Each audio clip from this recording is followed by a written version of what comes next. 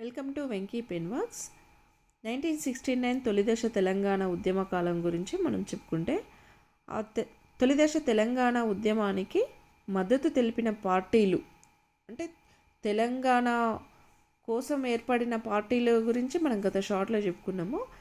తెలంగాణకు మద్దతు తెలిపిన పార్టీల గురించి చెప్పుకుంటే స్వతంత్ర పార్టీ, సంయుక్త సోషలిస్టు పార్టీలు ఈ రెండు కూడా తెలంగాణకు మద్దతు తెలుపుతాయి.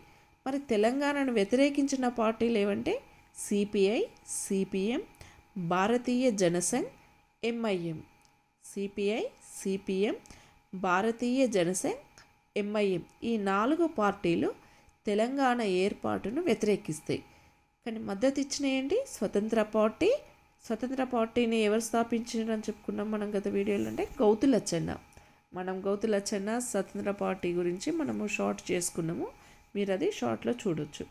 సంయుక్త సోషలిస్టు పార్టీ, స్వతంత్ర పార్టీలేమో తెలంగాణ ఏర్పాటుకు మద్దతునిస్తాయి. Thank you.